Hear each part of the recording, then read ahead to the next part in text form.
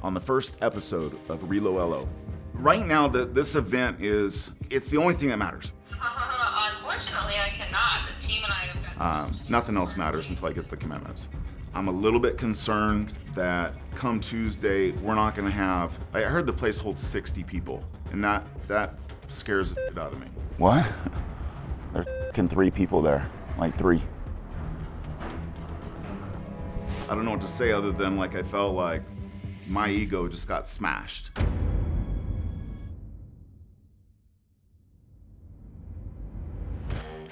You can take a cheetah out of the jungle, but you can't take the jungle out of a cheetah. What happens when you drop a loan officer into a brand new city they've never been in before with the goal of $2 million in production within their first 90 days? You're about to find out. I'm Casey Knowles. And I'm Nick Carpenter. Starting August 1st, 2021, I'll be putting my reputation and mental toughness on the line to put myself through the rigorous journey of starting over in a new city without a single contact while documenting the process along the way. I'm betting that I can create a plan any loan officer can follow to build a big business. With the plan I put together in one hand and a cheetah juice in the other, Casey will take the plan to the streets, find opportunity, and see if it's still possible to achieve your dreams in America.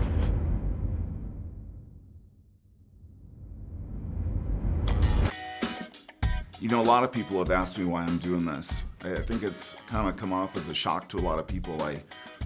Just a couple years ago, honestly, I was living behind Walmart in a new area. I was completely broke, and I've kind of broken through some barriers and become somewhat successful for being new. And then to kind of take all that and risk all that to try something completely different, it's been a little bit of a shock to people. So the reason I'm doing this is because the first is I hear a lot of people, they don't really believe there's opportunity out there. It's like makes me shake my head. I'm so optimistic about finding opportunities each day. I think it'd be cool to demonstrate uncovering a few. Maybe some people, they'll see how I did it and think, man, I could do the same. The second, Nick Carpenter gave me the tools to become successful in a new area. He's helped me so much, I feel indebted to him. I'd love to follow his program live and show all the doubters, that this dude's real. He has the brains behind all my recent success. And I'd like to duplicate what I've already done, but document it in real time. I met Casey originally in 2019. He moved from California to Colorado, and he moved to Loveland. The guy is a freaking workhorse. Nobody's gonna outwork him. And so when he came to me and, in beginning of 2021, and had this idea of partnering, it was almost a no-brainer. The thing is, people have come to me before trying to get me to do a deal in a mortgage company and stuff, and it just never felt right or made sense to me in the past. But just seeing what Casey was able to do in Fort Collins and Loveland in that market, and just he closed $52 million his first year by himself. And as a company, Ticket Mortgage closed about $100 million in their first 12 months. So that's super impressive. Selfishly, the third reason, I wanted a do or die situation. I want to feel like something was on the line to help develop my mental toughness. I knew it was going to be harder than I'd expect. I told myself, prior to this, I'm it's going to be harder. It's going to be harder. Expect it to be harder. I wanted to get through whatever I had, to get better, and also kind of measure where I was already, with my development or my personal toughness. I'm only going to be measuring my success based upon my inputs. Did I do what my plan called for? There's going to be opportunities. Did I uncover those opportunities? Did I pursue them, or did I shy away from them? Did I make big moves? This program is going to call for big results. So for me to accomplish that, I got to make big moves, and it takes some fortitude. If I win, I'm going to show other real estate professionals what can be done in 90 days. Hopefully, I'll show a lot of other people. I'm also going to have a proven program for loan officers who wish to work with me. Selfishly, this program, it will be proven and it'll be a good recruiting piece. So if there's a good loan officer I'd like to work with, I can show that I have a path, a successful path that's proven. If I fail, it's just going to be because I didn't do what I was supposed to do. Any failure will 100% be internal. Until you asked me this question, I never even considered how I'd handle that. To be honest, I don't see it as an option. Nick Carpenter, he's my partner in my mortgage company, Ticket Mortgage. He's like a marketing mastermind. He's the best I've ever known. I met him through a company that he owned called the Legion of Loan Officers. He helped me get from 0 to 50 million in production in my first year. And he did that in ways I never would have thought about. Him and I are like polar opposites. He's kind of like the wizard behind stuff, and I'm kind of like the muscle a little bit. I'll go out there and I do the work, but if I just use my muscle without his brains, like, it just wouldn't be the same. So he's helped me like cut steps, be more efficient, leverage things, and which enables me more time to get deeper with relationships. We're completely different, but he's become a great friend. I trust him. The best part is he's got a great heart. He's just a super nice guy. So I couldn't find anybody better really to work with or to have in my corner and be in the back scenes. ReloLO is inspired by Undercover Billionaire, and they've had 2 seasons now. Watching what Glenn Stearns did in season 1, watching, to me at least specifically, what Grant Cardone was able to accomplish in season 2, I thought was epic. And we watched the show, and Casey also loves the show Alone, and so I think this combination of Alone and the idea that he could come to Colorado Springs basically by himself, and what could he accomplish, and then a mixture of that with looking at Undercover Billionaire and what they were able to accomplish in 90 days. Oftentimes I think people overestimate what they can do in a short period of time, maybe a day, a week, 1 month, and they underestimate what's possible to accomplish in 3 months.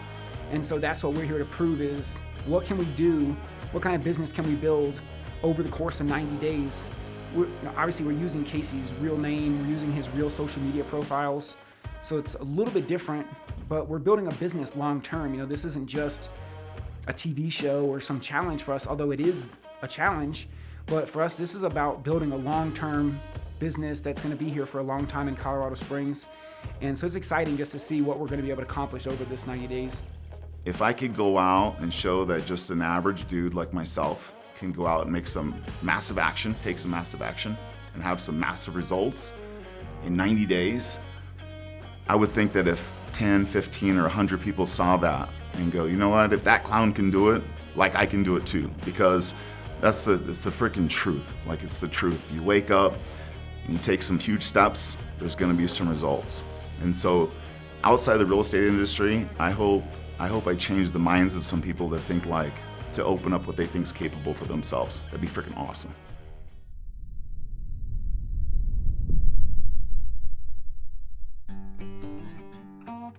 Talk about getting off to a rough start. Unforeseen, I had an appointment with a back surgeon because I've been having a lot of back pain.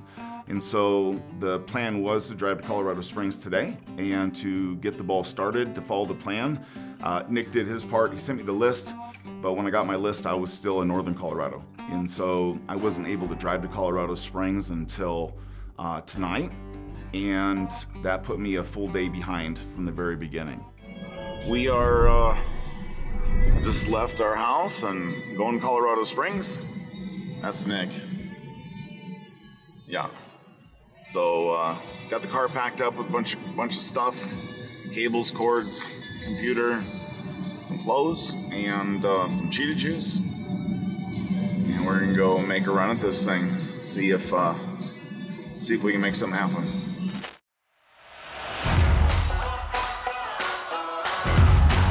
Man, it's Tuesday, and I completely, I didn't blow yesterday, but yesterday got blown because I wasn't able to get to the Springs until the end of the day. And obviously I got a new house, and so I'm like trying to set the house up and make sure that I have my basic needs in order. Got the MTV cribs, or what's happening? Anyway, yeah, well, welcome to the house. I was trying to find a place to stay down here, and it was like impossible. And so it was so bad, I was even looking to rent an RV spot and put a fifth wheel on it. So last minute, got a hold of this guy's name's Scott, and offered his house to me for 3 months. And it's pretty awesome. I'm not like super grateful because as soon as I got here, like everything was completely done. It was furnished and ready to roll. And I was even able to bring my dog, which was pretty cool. Anyway, come check it out. So here's my office for the next 3 months. I plan on turning that desk into a profitable business. And I got my monitor and my computer, and my phone, and I think that's all I need, minus, meeting some people. I got my kitchen, which is like completely stocked. When I say stocked, even has food in the pantry. So let me bring Nikki, and that's her pad there. But today is gonna be hammering out Monday, yesterday, and today, and trying to get as many of those items checked off. So from the very beginning, my task was to do the items on the list, and I'm already behind, so I'm responsible for that. And so I'm gonna be working double time to try to catch up. So I have my list from Nick from yesterday, and it had there was 5 or 6 items there that I had to complete. And then I have a new list for today. And so the plan is basically just hump day. I need to get done as much as I can from both lists and just do my part. I'm already a day behind. It was unforeseen, but it is my responsibility to pick it up. And so that's what I'm gonna be doing. So today is Wednesday the 4th. I did roll into town on Monday on the 2nd, but that whole day was pretty much traveling. And so yesterday was, for the most part, my first day. And for the first day, I think we did really good. One of the things we're doing, we call it a Facebook 555. So trying to go on Facebook and make 5 comments that are relevant, friend request 5 people, and then also send some DMs to 5 people. It doesn't sound like a whole lot, but if you find the people that you want to work with, and you make contact with them, I'm usually trying to find people that have a similar interest. So maybe they have a German Shepherd dog, or they like to go shooting or race cars or something. So if I have a commonality, even though it's 5 people, those usually turn into pretty long conversations. I am 100% focused on my inputs. I'm not looking for, at least for the first couple weeks, I'm not looking for any results at all. It's gonna be hard enough for me to do what I'm supposed to do without having a mental warfare game going on that I can put something off or do it tonight or do it in the morning. So every day, the only thing I'm focused on is what I'm gonna get accomplished today. It doesn't matter what happens tomorrow. It doesn't matter that yesterday I missed. What matters is not only just today, but before noon, before the next hour, like right this second, what am I doing? So my entire focus is on the present. What am I doing right this second? I worked all day yesterday. I had a pretty long day. And at the end of the day, I wasn't emotionally tired. I wasn't trying to sell anybody anything. I worked probably 14 hours yesterday because I was trying to play catch up from not working the day before. And I was physically tired, but my emotions were great. If I spend an hour trying to sell something on the phone and cold call people, an hour or 2, I'd probably be exhausted and feel beat up. But at the end of the day yesterday, I felt like I made 30 new acquaintances, and at some point I'm probably gonna have a pretty good friend in there. I mean, I got a hold of one guy yesterday, and next week we're going shooting together. He was into long range shooting, and I have some long range guns, and he wanted to do some stuff for October for a hunt. And so I said, hey, I got some of that stuff, let me bring some stuff out and we'll go shooting. And so, if I never get a deal out of the guy, I could care less. We're going shooting together. So that's my attitude, and that's why I don't get tired. I just don't get exhausted like that. Looking into Colorado Springs, the housing thing was kind of a big piece. I needed a place to live. I needed a place to work out of. I originally looked into getting an RV space and putting a 5th wheel there. The problem with that was the internet was gonna be super shady, and I was concerned about running to town to be on the internet, which I need to be on the internet constantly. So funny enough, I ended up getting a hold of this guy who had a house for rent, which is the house that I'm currently in. And by chance, we're talking about dogs and different stuff that we have in common. And he turns out to be a Keller Williams commercial agent. Well, Friday night this week I'll be heading back. Can we do something next week?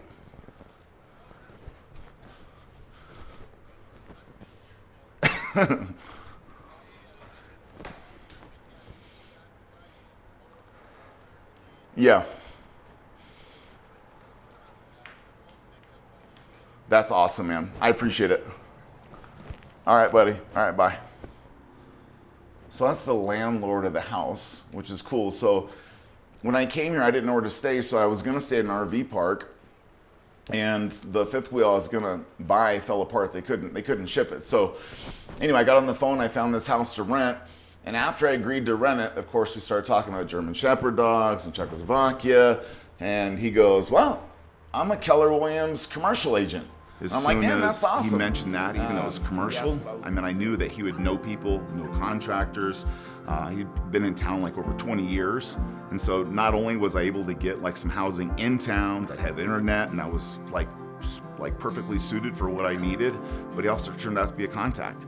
And that was a bonus. You know, you walk in, you know nobody, and then you hear something like that, and you're like, you know, things are happening. So it was pretty cool. So upon talking to Scott on the phone, my landlord, talk about meeting nice people. I mean, as soon as he found out kind of what I was doing, like he opened the doors and was just like, hey, you should come into my office and you should pitch, you know. And man, I love that. That's great. You know, I really appreciate that. But in all honesty, like things like that make me feel super uncomfortable, guilty. You know, I don't like the greasy salesperson thing.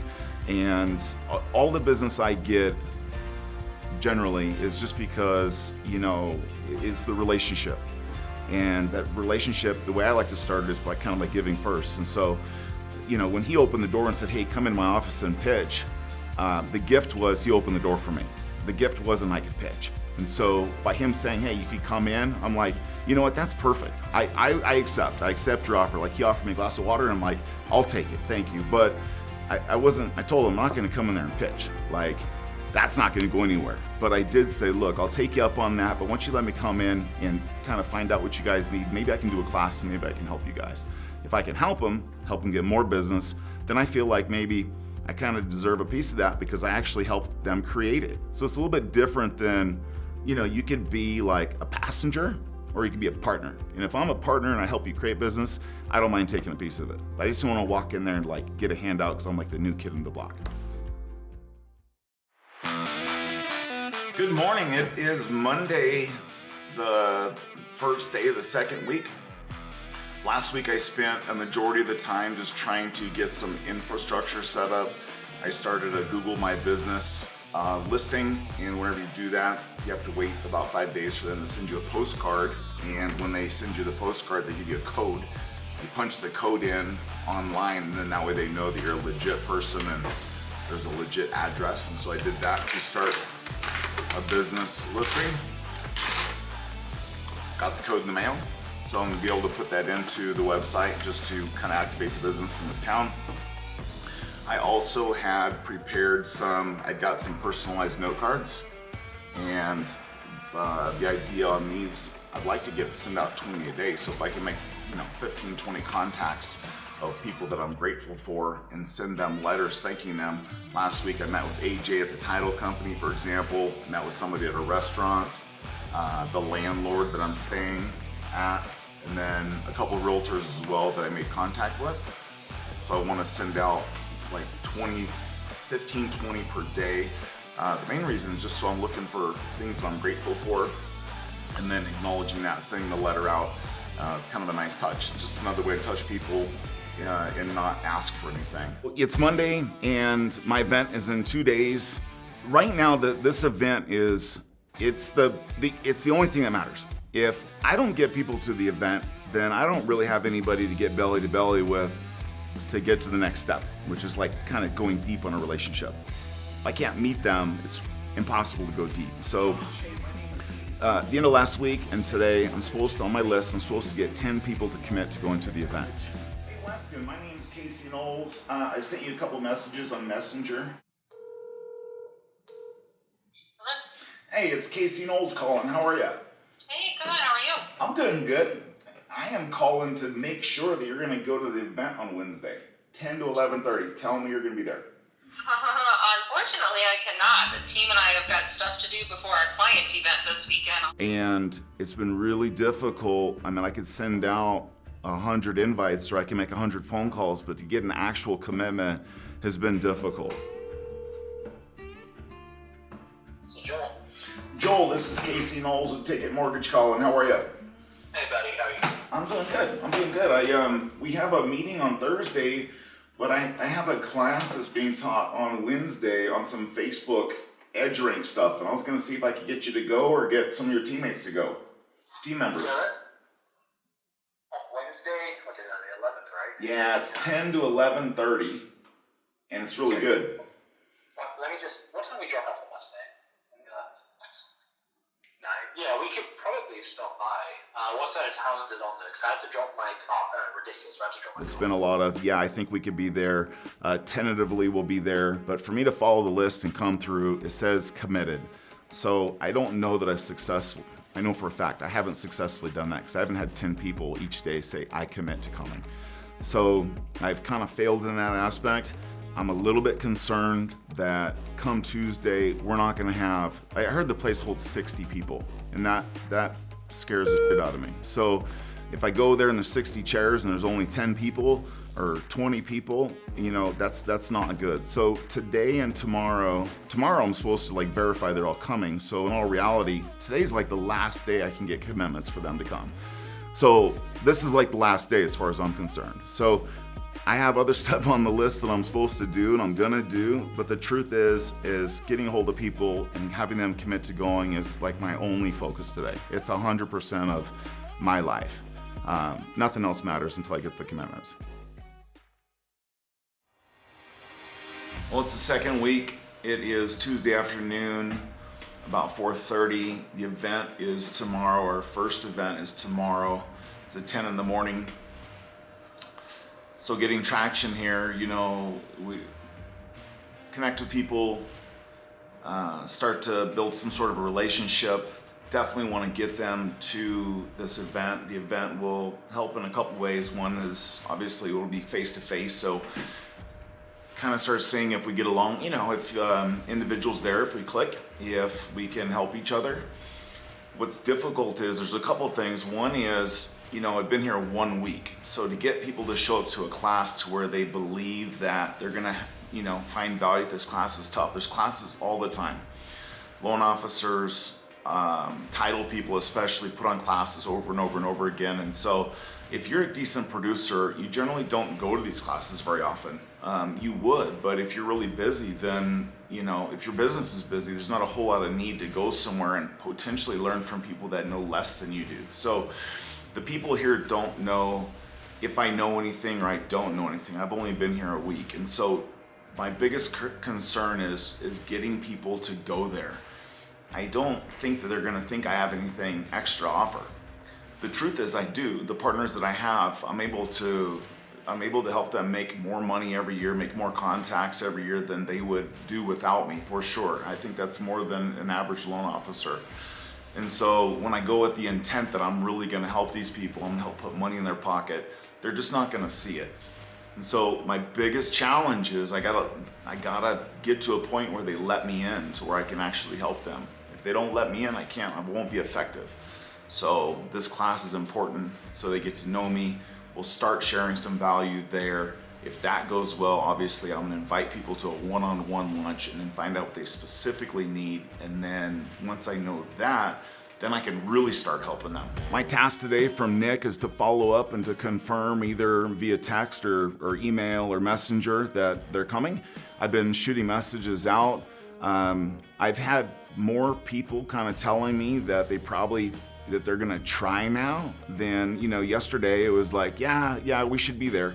And today it's like, well, I'm gonna be kind of at the other end of town, and so we'll try to be there. And it's making me super nervous because, you know, yesterday's 25 and now I'm getting feedback that people aren't super excited. So in all reality, you know, I think what I'm offering or how I'm selling this probably needs to be adjusted for next time.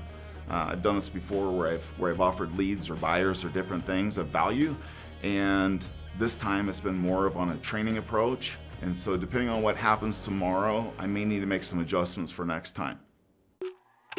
All right, it's Wednesday, it's game day. Right now I feel great. Like the work that I had to do to get people there, that part's over. There's no more worrying about that. There's no more focusing on what could be or should be. So right now, I know I'm gonna have to get in front of people. It's super hard for me to talk in front of public and getting up in front of people. And so between now and the event is all about me getting in the right headspace, making sure that when I get there, I like make good eye contact, I'm friendly.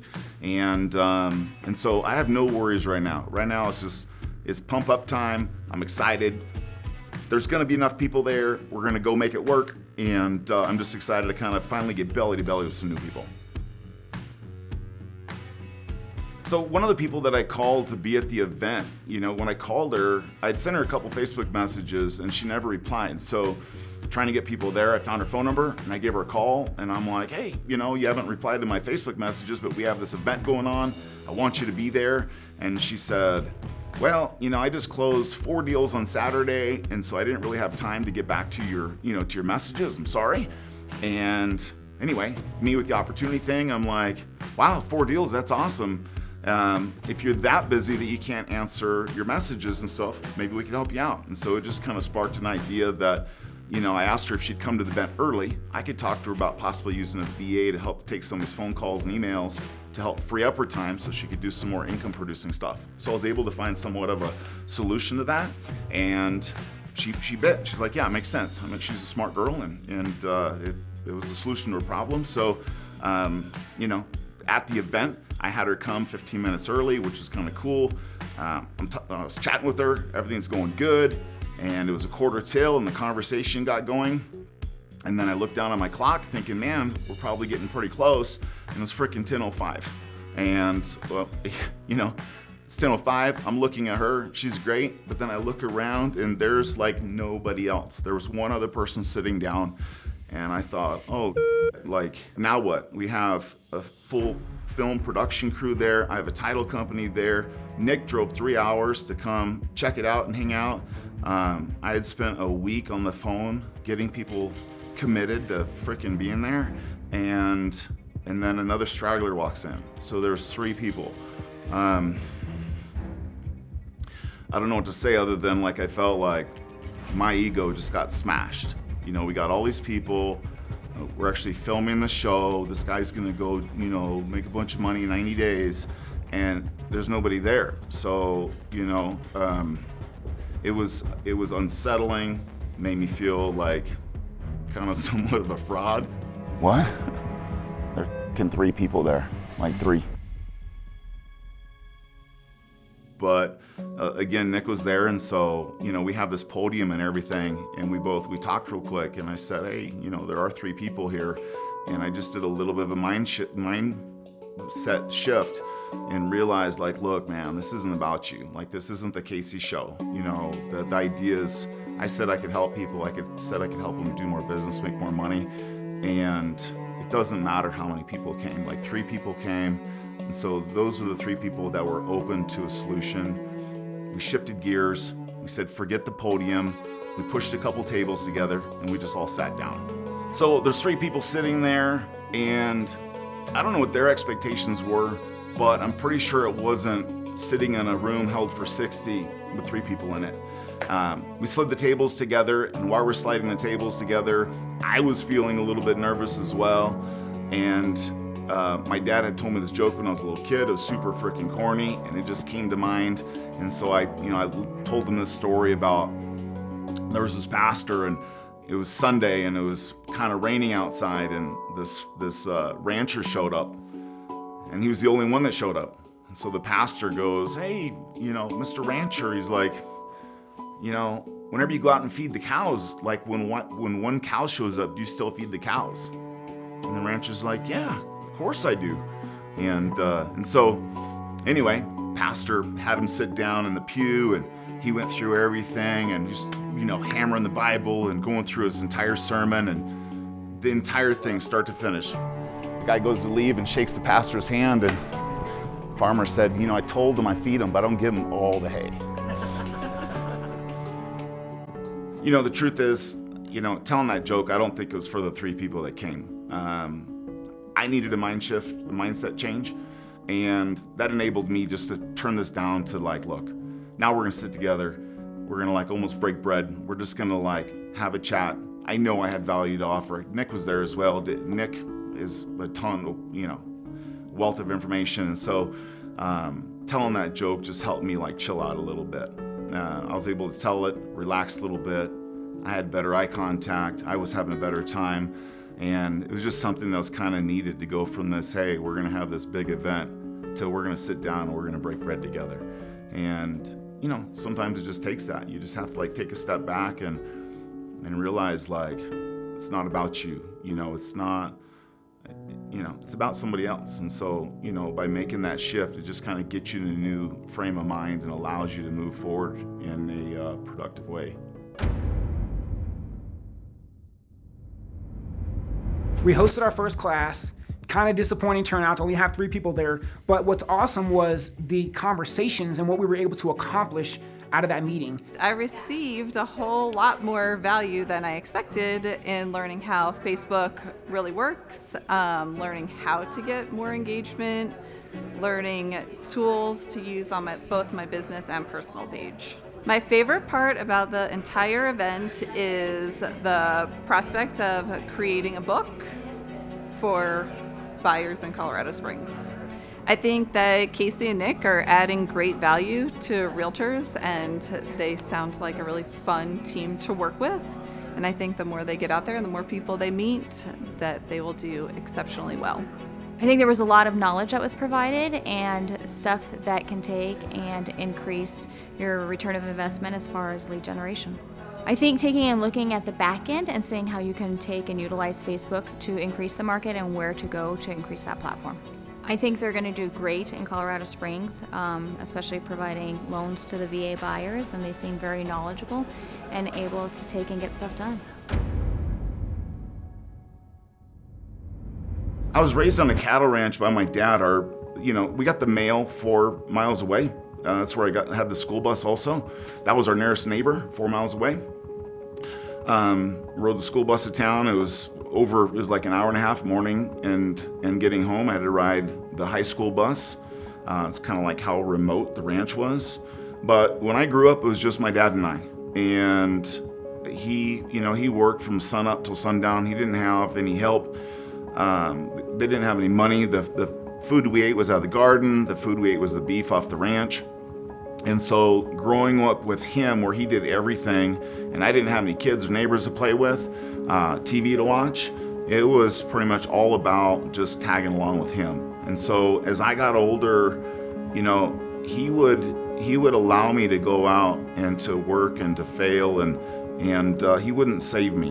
And so, where we lived, there was hard pan, and the hard pan was like concrete. And so we would go out and, I probably built about 10 miles of fence. And in this ground, it was so hard that I may only be able to dig usually 2 holes a day. And so he would take me out, he would drop me off with a water bag, I'd have a bar, I'd have some clamshells, and usually just some gloves to scoop the dirt out because I couldn't even dig enough to use the clamshells. But he'd come out and he'd drop me off, and I would work for 3-4 hours. He'd come back, he'd sit there with me with a bag of water, look at the hole and be like, yeah, it's damn hard. But he wouldn't save me. He wouldn't do it for me. And growing up with him was like that. We worked, the work ethic that my dad had was unmatched by none. And having that example growing up makes a lot of other things very palatable. It's not easy, but no one's coming to save me most of the time. And so you just have to go about it with that attitude, like nobody's coming, so you just got to get it done. And the sooner you get it done, the sooner it's done. It sounds super simple, but if nobody's coming to save you, there's no reason to put it off. On the next episode of ReloLO, the next thing that's going to happen is the social event. I'm having a social event here on the 26th. I wouldn't be surprised if 60 people showed up. It's just the response has been really everybody's like, yeah, I'll see you there. If they say they can't be there, I kind of push back a little bit and they're like, you know what, I can make it. The number of people that have come is not as many as I thought, but like I thought in the beginning, the way this space is, it felt just right.